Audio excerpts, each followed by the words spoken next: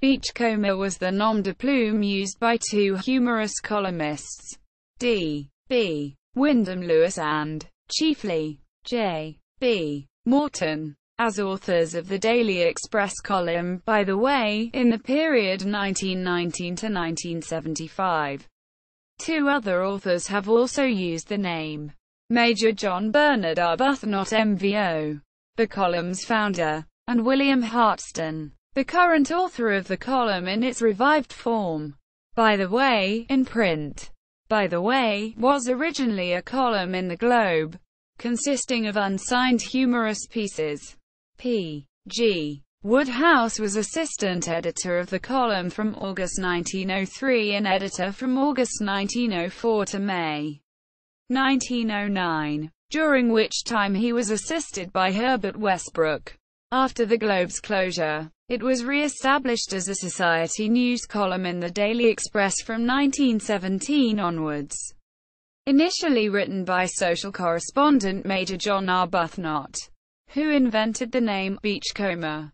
After Arbuthnot was promoted to deputy editor, it was taken over sometime in 1919 by Wyndham Lewis, who reinvented it as an outlet for his wit and humor. It was then passed to Morton during 1924, though it is likely there was a period when they overlapped. Morton wrote the column until 1975. It was revived in January 1996 and continues today.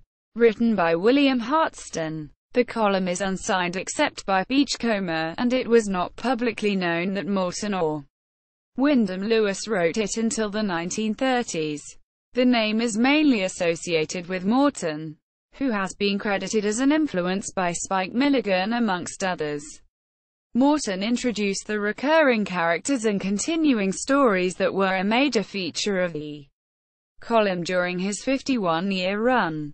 The format of the column was a random assortment of small paragraphs which were otherwise unconnected. These could be anything, such as court reports, often involving 12 red-bearded dwarfs before Mr. Justice Cockle-Carrot, angry exchanges of letters between characters such as Florence McGurgle and her dissatisfied boarders, interruptions from Prodnose, representing the public, who would then be roundly cursed by the author and kicked out, installments of serials that could stop, restart from earlier, be abandoned altogether or change direction abruptly without warning, parodies of poetry or drama, particularly of the extremely literary type such as Ibsen, unlikely headlines, such as 60 horses wedged in a chimney, for which the copy in its entirety was the story to fit this sensational headline has not turned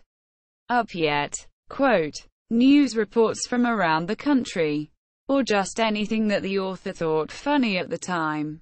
Morton's other interest, France, was occasionally represented by epic tales of his rambling walks through the French countryside. These were not intended as humor. By the Way was popular with the readership, and of course, one of the reasons it lasted so long. Its style and randomness could be off-putting, however, and it is safe to say the humor could be something of an acquired taste. Oddly, one of the column's greatest opponents was the Express newspaper's owner, Lord Beaverbrook, who had to keep being assured the column was indeed funny.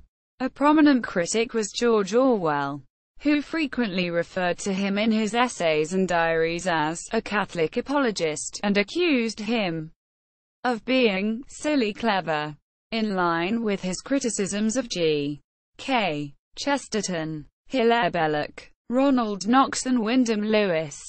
But By the Way was one of the few features kept continuously running in the often seriously reduced Daily Express throughout World War II. When Morton's lampooning of Hitler, including the British invention of bracerat to make the Nazis' trousers fall down at inopportune moments, was regarded as valuable for morale, the column appeared daily until 1965 when it was changed to weekly. It was cancelled in 1975 and revived as a daily piece in the early 1990s. It continues to the present day in much the same format, but is now entitled Beachcomber. Not, by the way. Recurrent characters. Mr. Justice Cockle-Carrot, well-meaning but ineffectual High Court judge, plagued by litigation involving the 12 red-bearded dwarfs, often appears in Private Eye. Mrs. Justice Cockle-Carrot, his wife, very silent, until she observes that Wivens has fallen down a manhole. An inquiry from the judge as to which Wivens that would be elicits the response, E.D. Wivens. After a worrying interval she reveals that E.D. Wivens is a cat. His lordship observes that cats do not have initials. This one does, says she. Tinkleberry Snapdriver and Honeygander Gooseboot. To counsel. The elbow of one has a mysterious tendency to become jammed in the jaws of the other. Honeyweather Gooseboot. Surely. 12 red-bearded dwarfs, with a penchant for farcical litigation. Their names appear to be Scorpion de Rooftrouser, Cleveland Zackhouse, Frums Gillygottel, Edeldel Edel, Churm Rincewind, Sophus Bar Ko Tong, A Man Interaxeling, Guttergormton, Badly Orinparser, Listenus Ukhaupt, Moline to Bilderborst and Farjoel Merrybody. They admit that these are not genuine names. Further red-bearded dwarfs, to the number of 41, appear in other litigation. Captain Foul-Enough, archetypal cad and gatecrasher who impersonates the upper class in order to wreck their social events. Educated at Narcover, a school specializing in card playing, horse racing and bribery. His title of captain is probably spurious, but even if it had been a genuine military title, his use of it in civilian life, when at the time only officers who had achieved the rank of major and above were allowed to do so, gives a subtle hint as to his nature. Mount Falcon Foul-Enough, his priggish nephew, who brings havoc to Narcover and makes virtue seem even more horrifying than usual. Vita Brevis, debutante frequently plagued by, but with a certain reluctant admiration for, Captain Foul-Enough. Dr. Smart Alec, genteel, but ludicrous and criminal, headmaster of Narcover. Miss Topsy-Turvy, neighboring headmistress, courted by Smart Alec. Dr. Strabismus, whom God preserve, of Utrecht, eccentric scientist and inventor. Lord Shortcake, absent-minded peer obsessed by his enormous collection of goldfish. Mrs. McGurgle, seaside landlady, fearsomely British, until she decides to reinvent her house as Hotel McGurgle de l'Univers to attract the tourists. Ministry of Bubble Blowing, possible ancestor of Monty Python's Ministry of Silly Walks. Charlie Suet, disastrous civil servant. Mimsy Slopcorner, his on-off girlfriend, an ill-informed and irritating social activist. The Filthistan Trio, Ashura, Kazbla and Rizzamugan, 3 Persians from Thoroughly Bad, 2 of whom play seesaw on a plank laid across the third. They have a series of contretemps with British bureaucracy and the artistic establishment, in which the trio generally represents the voice of reason. Dingy Poos, the Tibetan Venus. She obtains desirable commercial contracts by using her charms to hoodwink visiting British envoys, principally Colonel Egham and Duncan Minns. Big white car stairs. Buccanesque empire builder, with a tendency to mislay his dress trousers. Oh, fake, naive, accident-prone old Etonian and man about town.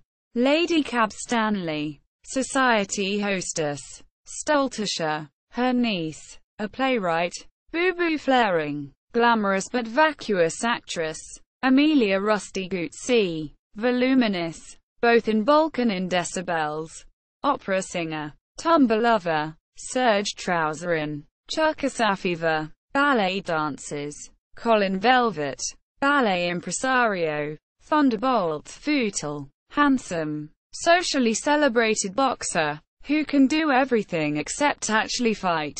The Mbabwe of Magankawiwi, African chief, who occasions great administrative problems in connection with his invitation to the coronation of Queen Elizabeth II. The clam of Chowder, Oriental potentate, Mrs. Wretch, formerly the glamorous circus performer Miss Wackaway, now wife to Colonel Wretch and horrible welfare worker Roland Milk, insipid poet, possible ancestor of Private Eyes E.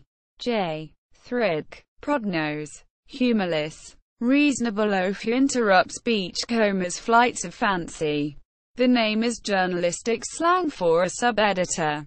The broadcaster Danny Baker has appropriated it as his Twitter name. Other media. The Will Hay film Boys Will Be Boys, 1935, was set at Morton's Narcover School. According to Spike Milligan, the columns had been an influence on the comedic style of his radio series, The Goon Show. In 1969, Milligan based a BBC television series named The World of Beachcomber on the columns. A small selection was issued on a 1971 OLP and a 2-cassette set of the series' soundtrack was made available in the late 1990s. In 1989, BBC Radio 4 broadcast the first of 3 series based on Morton's work. This featured Richard Ingrams, John Wells, Patricia Routledge and John Sessions playing the perennial Prodnose. The compilations prepared by Mike Barfield. Series 1 was also made available as a 2-cassette set. Bibliography. Books featuring Wyndham Lewis's work.